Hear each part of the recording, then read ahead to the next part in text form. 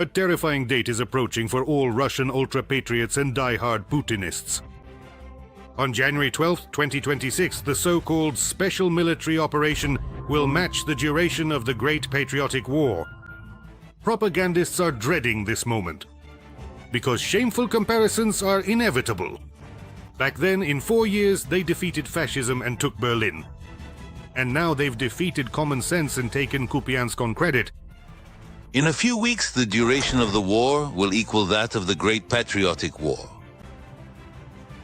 When people ask, why haven't we achieved the same result? It's because not the whole country is at war. The top brass are fighting. The government is fighting. The administration and the president are fighting. The governors are fighting. But further down the line, what are you trying to ruin people's mood? It's New Year's for us. The trouble isn't at the front. The trouble is in the rear. And something needs to be done about it. Naturally, it's all the fault of the Russian population who are fighting and dying poorly. But Putin is doing great. He alone, with a group of heroic bureaucrats, is advancing against all of NATO. It's nonsense. Nonsense. But no matter how hard the propaganda tries to distract from the approaching date and shift the focus, everyone understands everything. A special operation lasting as long as the Great Patriotic War is a disgrace that can never be washed away. Putin's regime is built on and sustained by a culture of victory mania. This is the main ideology of the Russian Reich. It was precisely with Putin's rise to power that Victory Day turned into total trash.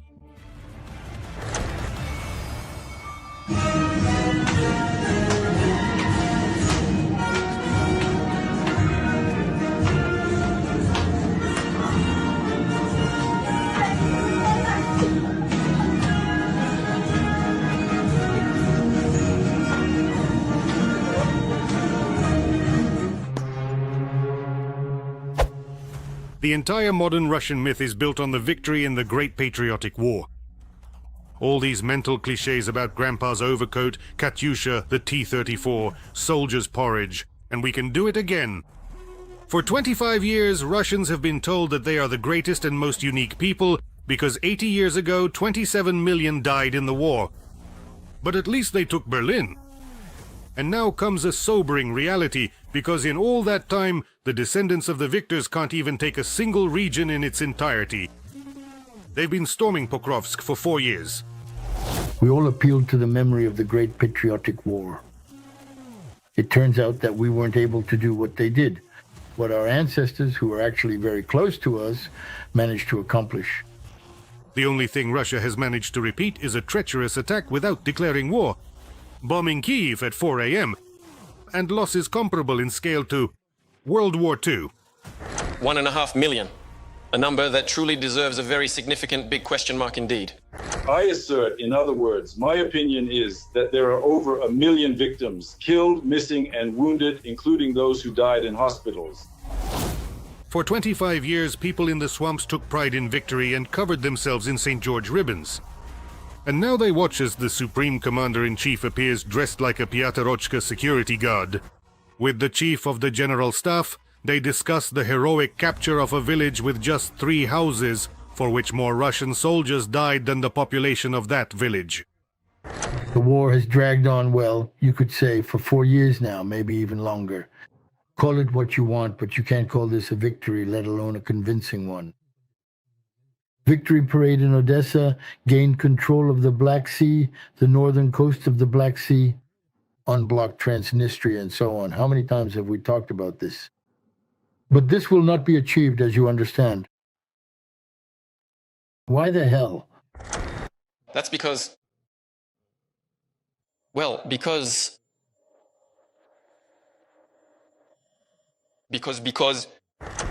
Grandfathers crossed half of Europe in 4 years.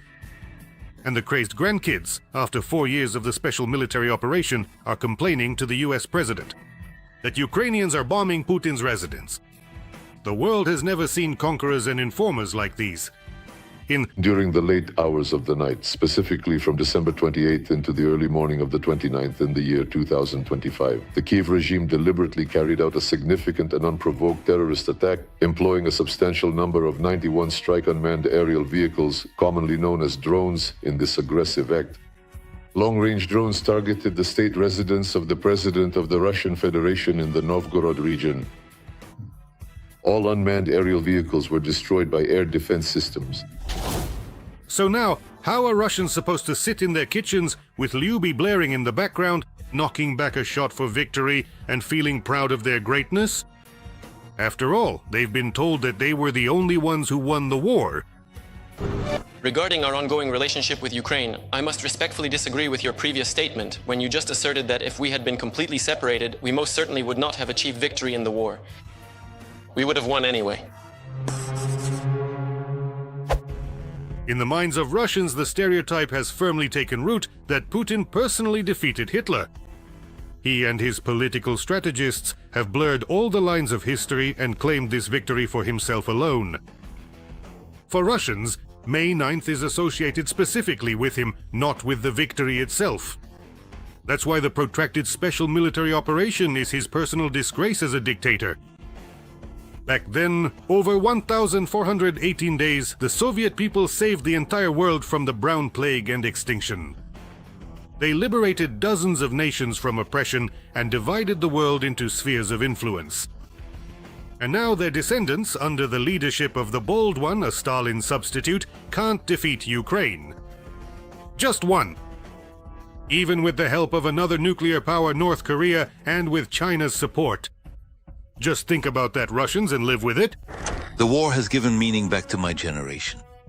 It has restored our pride, a sense of understanding, of self-awareness. Yes, you're a freak, a real asshole. How can they now tell the swamp-dwelling population about their greatness if for 4 years they haven't been able to deal with Ukraine, a country that for 10 years their propaganda described as not a real state, an artificial entity, the poorest and most technologically backward, with a weak government, a weak army, and an invented people who speak an invented language? In a hot war will defeat Ukraine in 2 days. Why even bother defeating them, for God's sake? It's just Ukraine. We'll suppress those firing points. This is what we discussed during the commercial break. They tried to raise an eyebrow, but ended up tearing their rubber ass. And the Kremlin dug this pit of shame for itself. For 10 years, propaganda called Ukrainians fascists and Nazis. In other words, they drew a direct parallel with the Great Patriotic War. They planned to capture Kyiv in 3 days and raise the victory banner over the Verkhovna Rada, just like in the movies. And Putin would officially become the leader who defeated fascism, like Stalin. Most Russians also gladly supported the monstrous aggression against Ukraine, because they too dreamed of the glory of their grandfathers. Their television would have told them that they too had defeated the fascists. And the victory mania would have doubled. On paper, the plan was perfect. In reality, it's hard to imagine a story more foolish and vile. One of the most insanely idiotic things I've ever heard. If Russia had managed to defeat Ukraine in a week or a month, the information wave would have quickly been swept under the rug. The real facts about the start of the aggression and evidence of war crimes. In the West, they would have mumbled some concerns and continued trading with the ghouls. Just like it happened with Georgia in 2008. But the Ukrainians punched the occupiers right in their arrogant, stupid faces, and the whole world saw the true face of the so-called descendants of the victors over fascism. They themselves have become fascists. The Russian army eagerly picked up the Nazi banner and took their historical place. The whole world sees Russia as the aggressor. Moreover, the Russians themselves understand this perfectly well. It is Russia that is the occupier, waging a war of conquest. Russians are fighting like the Germans did. They bomb peaceful cities, execute civilians, burn books, and persecute people based on their nationality. We stopped at a gas station before the city, before Bryansk. Good evening, please tap your card. I say, why are you speaking to me in Ukrainian? The girl is standing there. I say, why are you speaking to me in Ukrainian? She stays silent. I ask again, why are you speaking to me in Ukrainian? Because I want to. Well, you want to. You want to? Fine, that's it. To the nearest checkpoint. They sent her to the ADMKR, to the basement. The basement, let's go relax. Let's go relax in the basement. The Russian army burns entire cities and villages to the ground as it advances, leaving only chimneys behind, just like the Nazis did during the Great Patriotic War. Even the most die-hard patriots admit this. All the way to the border with the Dnipropetrovsk region. You drive through these villages and they're completely destroyed. There are only chimney stacks left standing, like, I don't know, the memorial in Belarus, Katyn chimney stacks, a cemetery of dead villages. That's the state these settlements are in. And Ukraine is actually standing up to fascism and heroically defending its land. Yes, the Ukrainians are retreating. But the USSR also retreated at first, until at some point the enemy faltered. The same will happen now. Russia won't be able to fight like this for long. Russia will simply run out of people. Everyone thinks about the economy, money, resources, equipment, but it's people who will run out first. Vladimir Vladimirovich Putin, take me to the war. I want to take revenge for Russia. Moscow is fighting with mercenaries. Russians aren't going to defend their homeland. They're going to make money so they can pay off their loans and renovate their kitchens. But the number of mercenaries isn't unlimited. How many more people in Russia are willing to die for cash and a Lada Priora? 1 million have already been lost at the front. At most, there's another 1 million drunks crawling under fences, dreaming of raising the flag over the Reichstag. Or at least raising the flag over the ruins of some village in Donbass. And then dying right there. Of course, propaganda is trying to encourage people to join the army. Like, rise up, vast country, for a mortal fight. The special military operation is already being called the new Patriotic War. But patriotic wars aren't fought with mercenaries. It's a contradiction in terms. No one fights for their homeland for money. That's an invention of the Putin regime. The only thing in which Russia has outdone the Soviet Union is in its even more inhumane treatment of its own soldiers. Strangely enough, in the Soviet army, soldiers were treated better. Despite the enormous losses, wounded soldiers there were not sent into assaults. And penal battalions were separate units, from which you could be transferred if you were wounded. But the modern Russian army is one big penal battalion, and you can only finish your service either feet first or forward, without your legs. My husband, tomorrow he would have... Sunday. 6 months? My husband is already gone. It's been 6 months. My husband went off to fight, and 42 people went with him. Ask me, is even one of them alive? No. Not a single one of them is left. My husband held out longer than anyone. This war cannot end with a truce with the aggressor. Like World War II, it must end with the defeat of the aggressor. Or at the very least, like in the scenario of the First World War, when the aggressor simply could no longer fight and asked for capitulation themselves. At that time, by the way, the Germans were actually on French territory. But that no longer mattered, because the empire had collapsed. The same fate awaits the Russian pseudo-empire. And Ukraine will inevitably win its own patriotic war. I want to remind you that this video was created for entertainment purposes and contains elements of satire and irony. All facts and events are presented in a hyperbolized or exaggerated form. This is done to create a comedic or dramatic effect. We do not aim to mislead, but simply focus on humor. Please take this with a smile. Russia was unable to occupy even 1% of Ukrainian territory in 2025.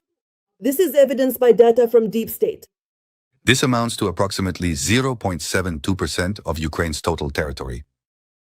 In total, from January 1st, 2023 to January 1st, 2026, the increase in occupied territory amounted to 7,463 square kilometers, or 1.23% of the entire territory. The Russian Ministry of Defense claims that the city of Kupiansk is allegedly under the control of units from the 6th Guards Combined Arms Army of the West Military Group. However, the Ukrainian armed forces report that the Russians are surrounded in Kupiansk with no prospects for a breakout. This was stated by Viktor Tregobov, head of the communications department of the Joint Forces Grouping. The Russians themselves admit that their soldiers are encircled. I hope the guys make it out of the pocket. For those who did not return, compensation was paid so that people could move on from all this and start the new year with a clean slate.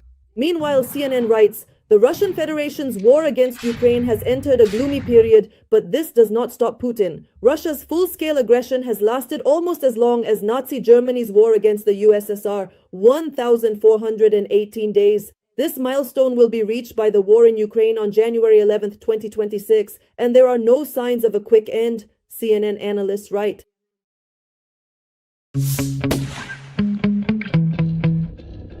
Putin's total lies about the situation at the front. You said that during the recent retreat, the Ukrainian armed forces deliberately shot innocent civilians. Non-existent captures of cities.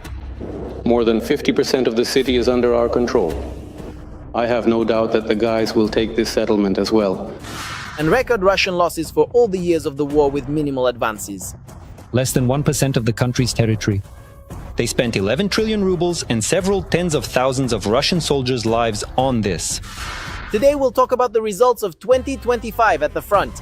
A brilliant operation by Ukrainian special services to destroy Russia's strategic aviation and the failure of the Russian offensive near Pokrovsk. And the encirclement of the occupiers there, as well as a striking slap in the face to the bunker dweller from President Zelensky, who recorded a video address from the supposedly captured Kupiansk. Find out what made 2025 memorable right now in the new episode of Arsenal. The main hotspot of the war in 2025 was Pokrovsk. The long-suffering city which had been repelling Russian attacks for months finally could not hold out this year. And now the fighting is already taking place inside the city itself.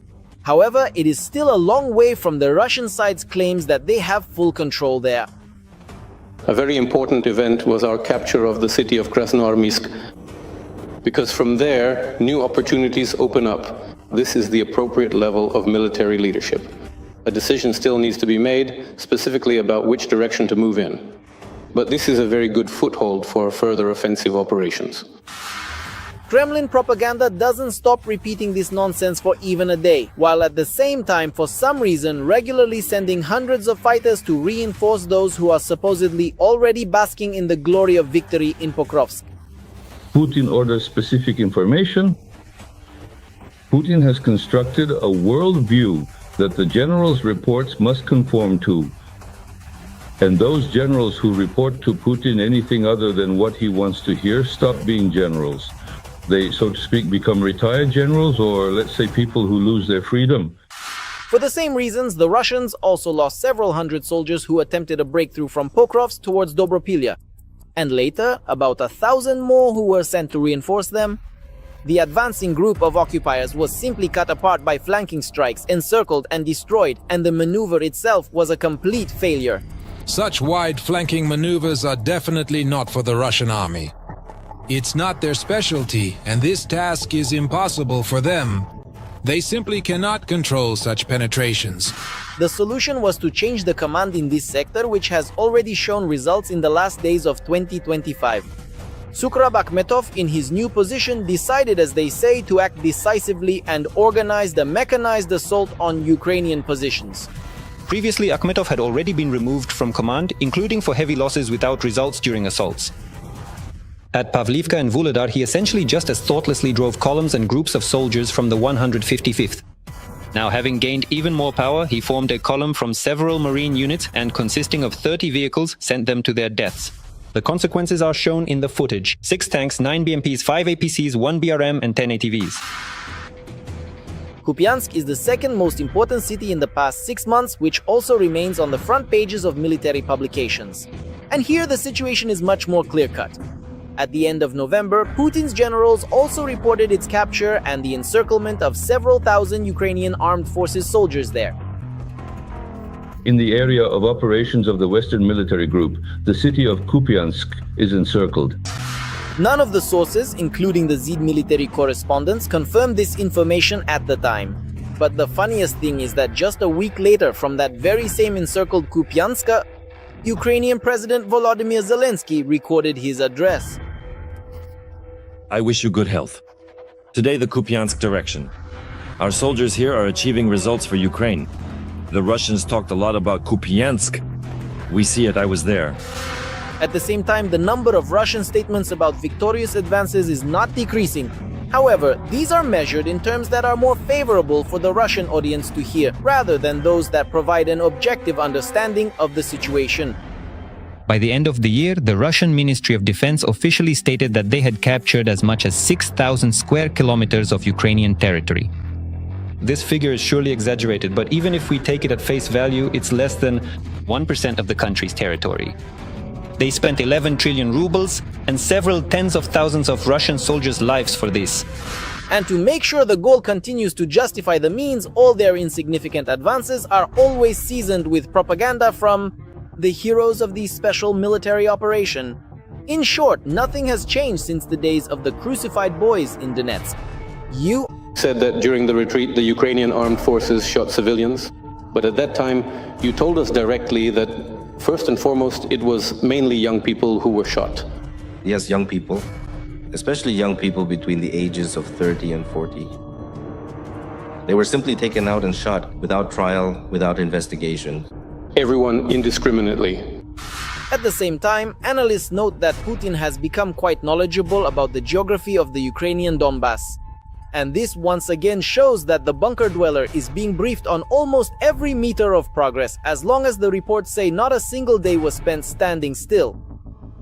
I think that Krasny Lyman will be taken in the very near future. 50% of the city is under our control, and the advance will continue further, already a bit south towards Sloviansk. I mentioned that this agglomeration includes the city of Kostiantynivka. Fighting is already taking place there. More than 50% of the city is under our control. I have no doubt that the guys will take this settlement as well. On the scale of the two largest countries in Europe, we're talking about a tiny patch of territory. However, Putin is forcing us to study this area using kilometer-scale maps. There is also much for Ukrainian soldiers to remember. By holding back the daily onslaught of superior enemy forces, they are already performing an incredible feat. However, perhaps the main operation by the defense forces in 2025 did not take place at the front, but rather in the Russian rear.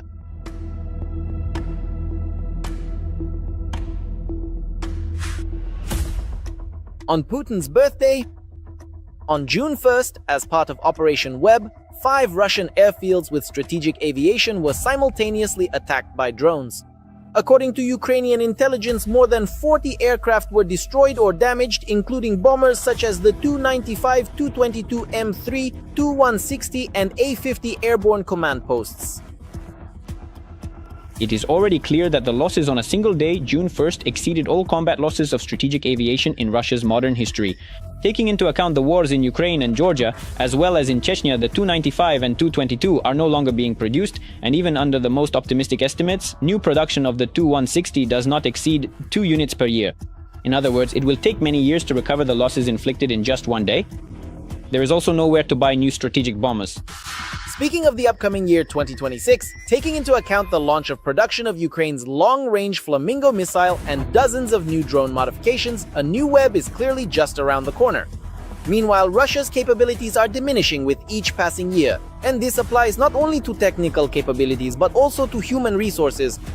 Along with the replenishment of enemy troops, the existing models currently in use still rely on signing contracts for money. This model is running its course since there is no longer enough money for these contracts and payments. They are not trying to recruit in the regions because the main burden of these payments was placed on regional budgets, which are now facing a very large budget deficit. These programs are either being shut down, suspended, or there are delays.